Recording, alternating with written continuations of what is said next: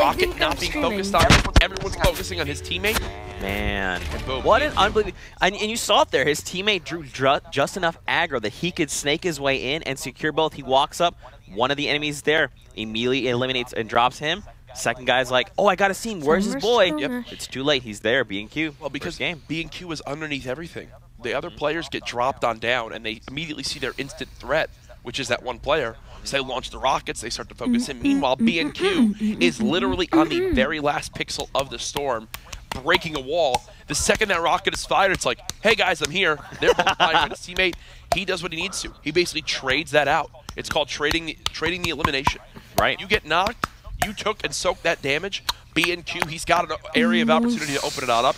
Hits the shotgun shot, follows up with the spray, and gets the final 2 elims. And I think that's a huge testament to them because you saw his teammate also bought enough time because it was like, what, 6 seconds of fighting? Yep. And he hadn't gone down the entire time in a 2v1 situation.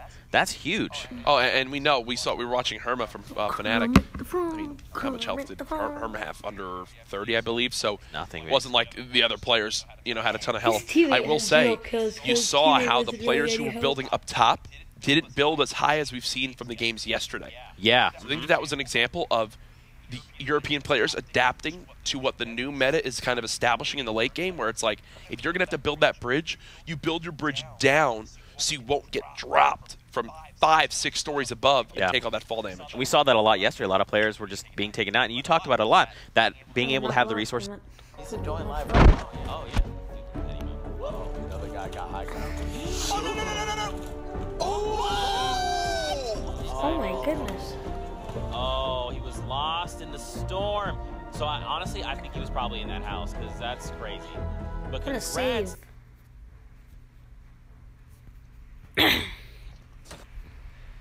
$500, so we'll have to keep an eye out and see who ends up with the most elims there. Yep. But yeah, it's very interesting, and we kind of talked about it a little bit, but the Royale Flush is when a player, or a team rather, gets the 4 Victory Royale points, as well as the 5 elimination threshold. So we see that. That's a great first game. Oh, for sure. And right now, I know everyone watching from Europe is wide awake, but to all you guys just waking up in North America, and yeah, I know what you're thinking. Well, Jack, it's almost 2 p.m. on the East Coast. Well, guess what? It's typically when I get up half the time. Saturday morning.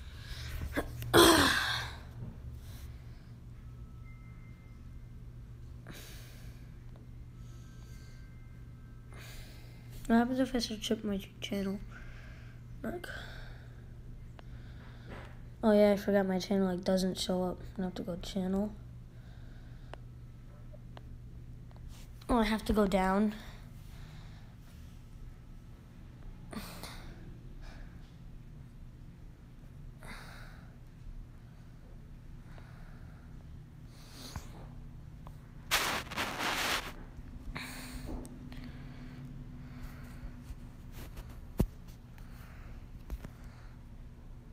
Show comment pop-ups. Oh my god. This app is garbage. Card win through the game, so you get the Royale Flush. Yeah, absolutely. We'll have to keep an eye out. We'll have to see how players adapt. Again, this is only the first game, so we'll have to see how players play things out. But again, we see Mikolo and Roby here landing kind of on the top side toward Risky Reels. We saw them land here in first game, and they managed to eliminate another team. And this is actually something we kind of talked about before the cast yesterday, and that's the new Risky Reels setup. So this is something that you touched on that I thought was a great observation. And there's a ton of metal here now. A ton of metal. So I love this rotation. And another thing we talked about too, we saw teams land where they felt comfortable landing and moving on the map. This is now the second game in a row where Mikolo and Roby drop at the northeasternmost part of the map and then begin to rotate down south. What I love about this rotation from here is Mikolo and Roby, if they clear this area out of Risky Reels, there are so many cars to farm for metal. You see trying to get the pop shop there with the Desert Eagle, not going to happen. If he had landed a headshot, that's 75. That would have been a huge hit. Oh, the headshot with this is like 150. The body shot is what's doing 75 with the hand cannon. That's what shreds on in. He's gonna die really fast. That's why here, unless someone's got the maximum health, yeah, there it is. And that's huge. You see the celebration because now they know, taking down the 2 AGO members, they can now sit here, farm up all this metal. If I'm them, and the storm will be revealed in 3 seconds. Let's take a look at where it is on the map. They're in the zone. Wow, they're in the zone. Not only are they in the zone, they're on the edge of the zone. So they can right now sit here and farm every single vehicle. And now late game, Zeke, when these build battles are happening, they have all the metal they want. Yeah. Hopping over here, the Kingwin guys, they're hanging out just outside of Shifty Shafts. We've actually seen a lot of players deciding to land in and around Shifty Shafts. There's kind of like the main area for Shifty Shafts, and then there's like a few houses just around them as well as shacks and kind of beat down houses. How do you feel about this? So I actually really love landing at the houses outside Shifty because I'm not a big fan of fighting in the actual Shifty Shafts because of how many kind of little nooks and crannies there are. And it's a little bit of an awkward place to build because you're fighting in these tunnels, so you can't get elevation. You're basically fighting like edit/wall placement build engagements, which I, as a personally, don't excel at as a player. I like landing at the houses, looking and seeing who's in Shifty, because when you land at these houses, you got what? 4 chest opportunities, plus you also add in the fact that you've got 2 different mushroom spawns there, you've got a bunch of trees, and then you can rotate towards Greasy and the big kind of Stonehenge building, and get the rifts there, now in the new Season 5 update. Wow, they find themselves in elimination here. So there's still one player somewhere. And what's cool is that they didn't really have much loot, but they utilized the resources and tools they had to find elimination. And now they have weapons. They've got that SMG. Hopping over to Reflection. He finds himself down there. Dude, he's just putting down pressure there while Hex can just hop up around. And Hex, I like this. Hex is actually disengaging and waiting for his actually working on it. Won't be loaded. Oh my god.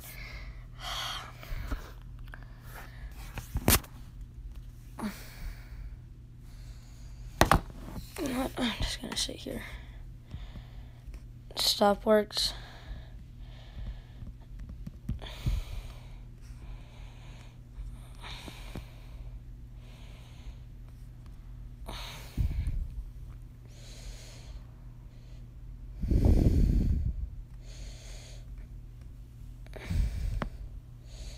Minecraft, Fortnite, Geometry Dash.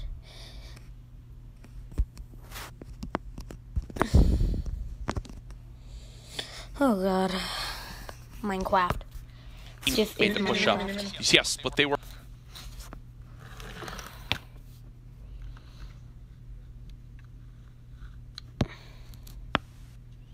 Well, I'm just gonna eat some more graham crackers. My chair. I'm gonna eat some more graham crackers. Something it's when you instantly eliminate someone, it forces them to say, all right, well, now they only have one thing to do, and that's try to fight you. When you leave that player on the ground, it's like, are they going to go for the finish? Should I go for the res? They have to hesitate a little bit more. Svenos and King Richard, though, fighting inside one of these houses. They've got to watch out for traps as Svenos trying to spray on in, gets hit hard by a shotgun shot, drops him 60 HP. But there's the first knock from King Richard. They're looking for the follow-up here as well. Beautifully done, and wow, the second that King Richard gets knocked, there's the trade from Svenos. That's why it's so important to be on the same page and be near your teammates. They'll bundle on up in this house. Bandages already. They should get the res on up. So we saw Svenos already had 1 elim prior to that fight. King Richard got another one there as well. So they're at least at 3. You've got to assume 4 if they've wiped 2 teams. They're very close to that threshold. And here's a hop over to Teddy and Isma. Now they're hanging out in Snobby Shores. Now this is pretty, so if I remember correctly, the storm is closer to Risky, right? So they've got to kind of go far. Yeah, the storm's coming in. Risky was the northeasternmost part of the zone. So if I had, that's unfortunate. Butchers the stink bomb there a little bit. As they're going to remain in this fight. If I had to guess, the zone is probably, the start of it's probably right around Shifty. They're probably at the most western part of it, maybe on the southwestern side of the zone. So if I had to guess, it's probably starting like right around like the tilted area. Right, and here we go. The standings, Firma and B&Q find themselves in that first spot with that Royale Flush with 6 points. Fnatic Power and Etnix, 2 points. Mikelo and Roby, you saw them before. They have 2 points as well.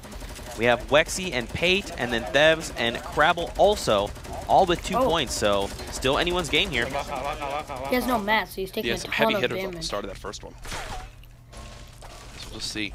This team look to kind of reset this fight, and why is this happening? Well, look at the materials. This guy stays alive for long. They had 6 wood and 1 brick. They have to reset. Look at all these structures broken. Typically in these houses, there's couches, Imagine if this is what houses look like in Fortnite, just barren. It's because every single player knows in these top lobbies, when you're going through houses and running your routes, break every piece of furniture you see on the way.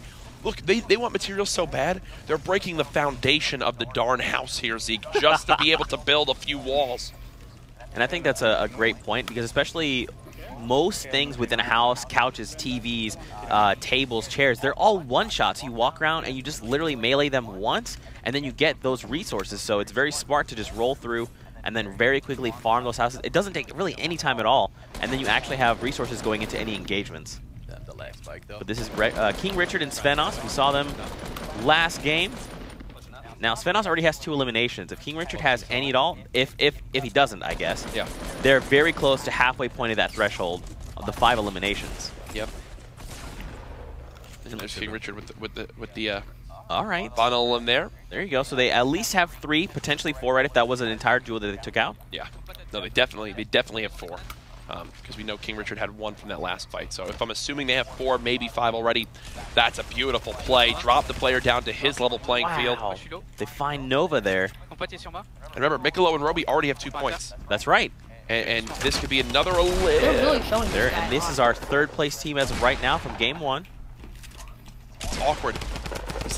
There's some panic going in there. I'm wondering if his SMG isn't loaded. That's why he's having to keep... Yeah, exactly. I saw him awkwardly using the pump shotgun there, and I was wondering if it was because his SMG wasn't, ready for fighting. Roby has to try and cut... Oh, wow. Roby with a clutch. So that's at least 3 elims now for this team. That's right. These teams are coming out... they're all coming out swinging right now. And looking at the materials, still in a very solid spot. You see they're on the edge of the next zone, but they've got so much time to heal on up. They're going to get to max... HP, and then probably at least 50 shields. Yeah, and there was a med kit there for both of them. That's if Mikolo doesn't have one. Heading over to Fnatic Power and Etnix. Fnatic Power currently our 2nd place team here. Fnatic guys, they're just outside the storm. Oh, man, I love the stickies. You actually touched on this yesterday, which is a really unbelievable play that I don't think many people know about, and that's the double clinger. Can you talk to me about that? Yeah, so when you throw a clinger on a wall, for example, if you follow it up instantly with a second one, when that first clinger blows up and destroys that cover, see, watch him spray.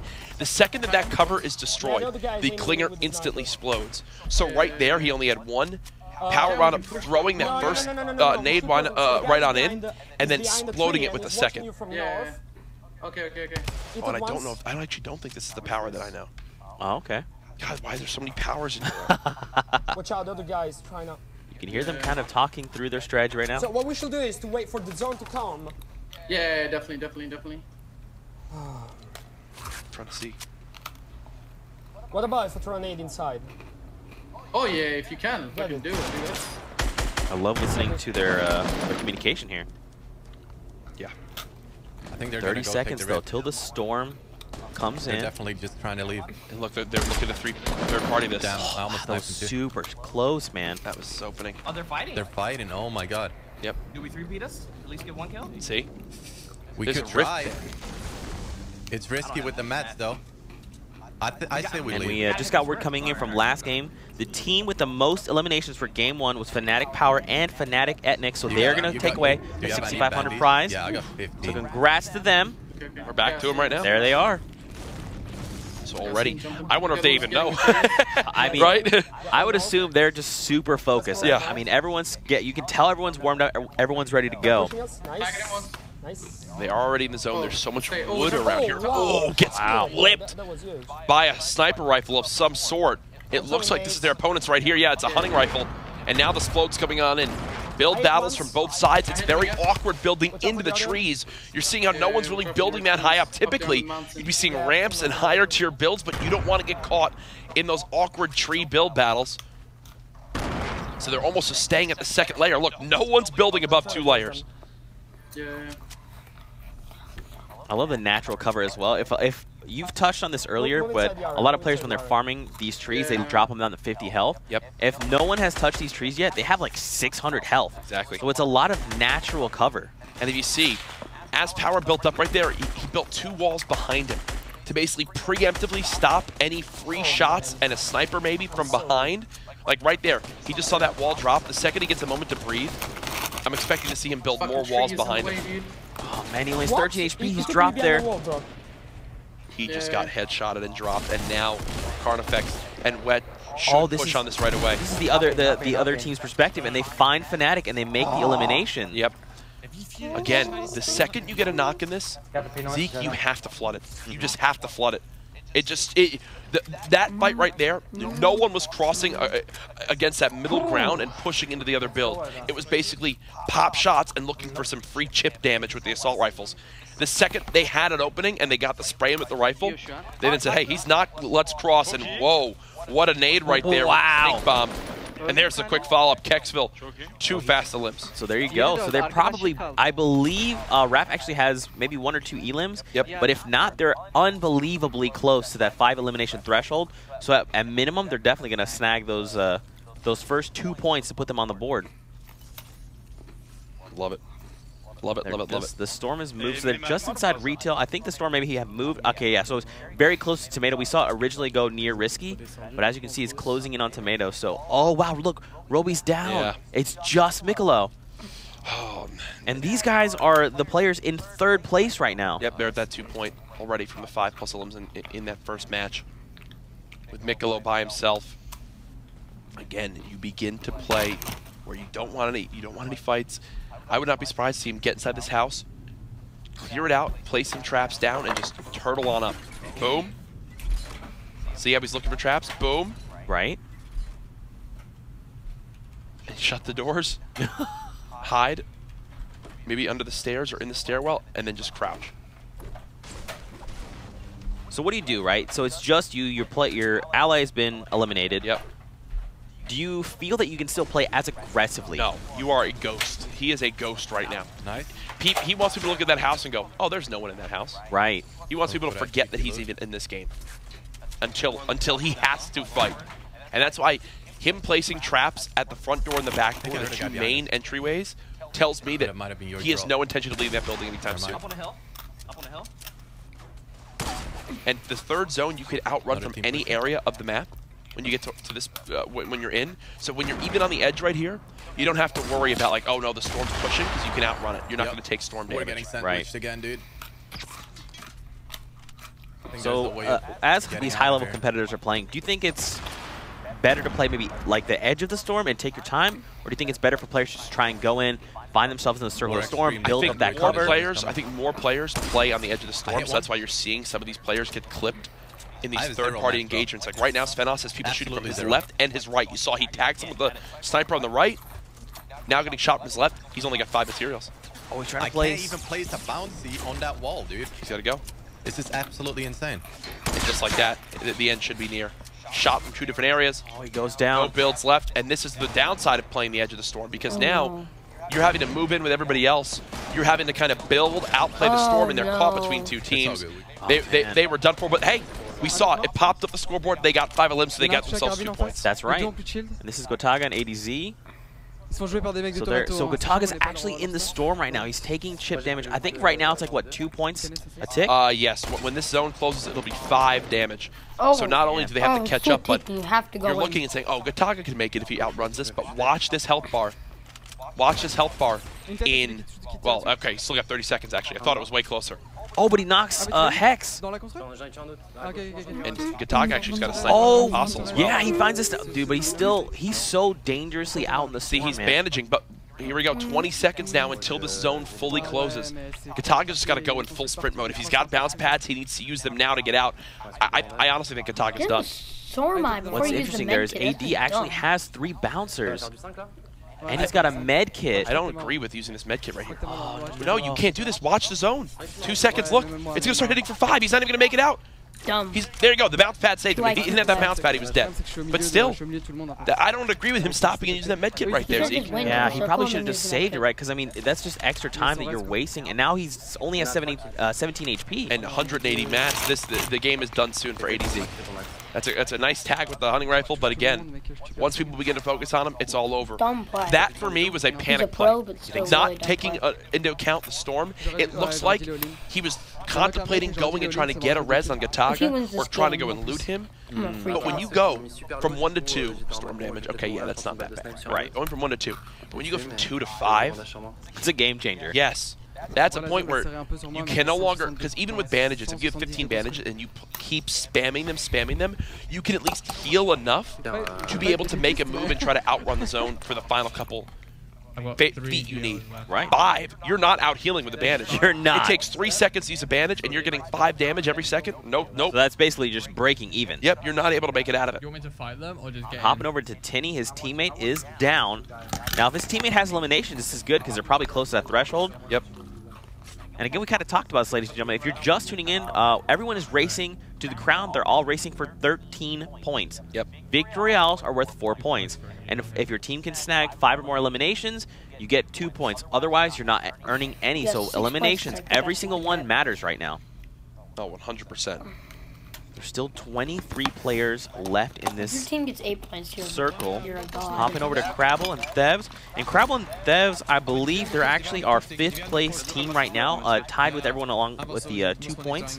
They got the 5 eliminations last game. I wonder how much fun it would be to be. And We only saw a couple times yesterday where the team who wound up getting the victory royale didn't actually get the royale flush. Right. Because you think It can actually if you're in happen one time. if you're in a final 2v2 at the end of the game to win, you get those 2 elims. Okay, so you're already at 2. Oh, you think they'd get 3 more somewhere in the lobby, and this is them perfectly 3P'ing this fight, getting 3 rockets down, getting 3 pop shots. The big thing for me there, Zeke, is because they already had the preemptive cover from behind, they don't take damage from any of the other squads shooting in at them. They've got eyes.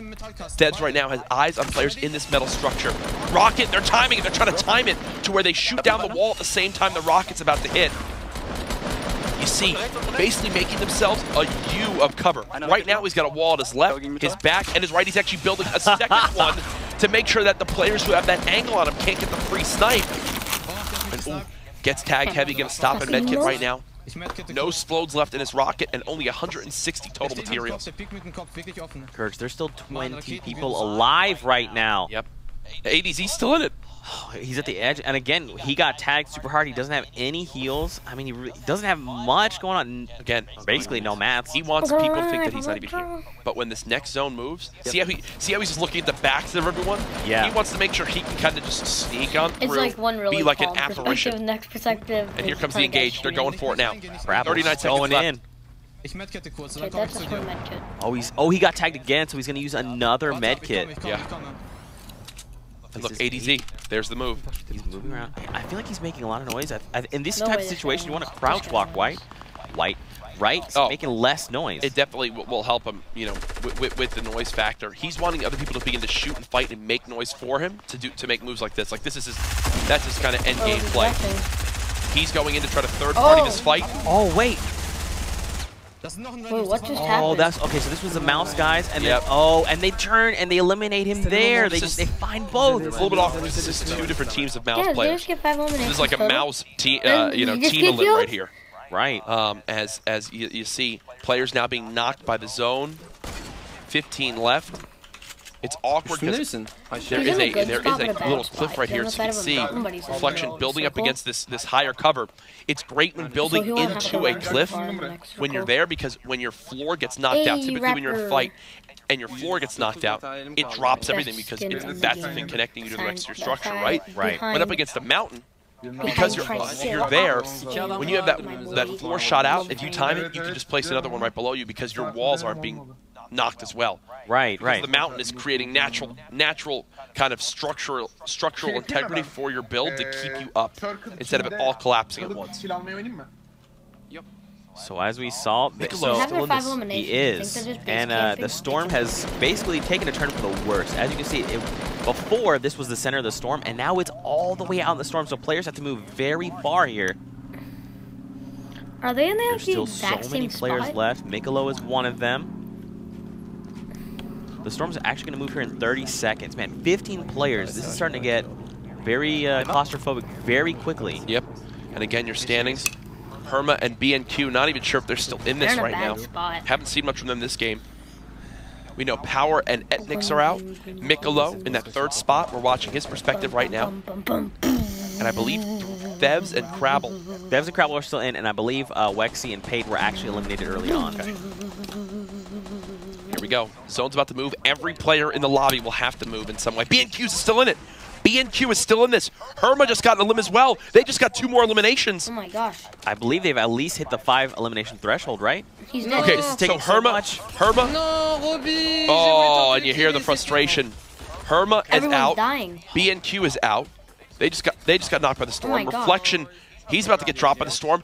Oh, this is what's making this so tough. They're having to go uphill. Uphill. So instead of having to be able to build straight, they've got to build up, and that is just such an awkward build to be in. Now over to Wet and Carnifex. They're still in this as well. 6 players in total still in this game.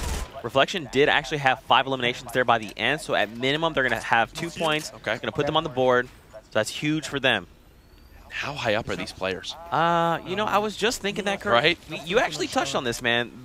Going higher up is semi-dangerous. It is. The silver lining, they are definitely high up there, but the silver lining is they have bounce pads. So if the structure gets shot down from low, you can still place a bounce pad on a structure that's beginning to crack and break. They can't. They're trying to extend this, but his teammate's got to be the one with all the math because look, he's out. Look, he's out. And there's that the preemptive bounce pad. Do you think they just go for this? I mean, look at how awkward this is. you know having to burn what's through the bad metal. too is that he doesn't at least have even enough match to just place a 4 and a bounce. He does. So basically, if something goes terribly wrong, as of right now, he doesn't have anywhere to place a bounce because he doesn't have the mats to do it. So he has to rely on his teammate to just build a wall, build a floor, so we can add that on. He's just trying to take some hot shots up from above. It's a 2 versus 2, I believe. Spraying on in. There it is. Now it's 2 versus 1. Yes, now it's a 2 versus 1. So there's 1 player remaining. I think they need to begin to drop down a little bit. I'd be curious to hop over to this other player that's left alive. So I think, as well, I think they're right on the edge of the threshold. I think they're going to bounce pad and try to go to his height, go for the 2v1. Here it is. They've got enough health. Oh! The beautiful tac shotgun headshot, the blue tactical shotgun, 118 for the crit. They find Fixer, so that is going to be Carnifex and Wedge to take our second game. That's crazy. That's big right there because I believe that was the 4th elim right there for the player on your screen. You'd assume maybe 1 from the other.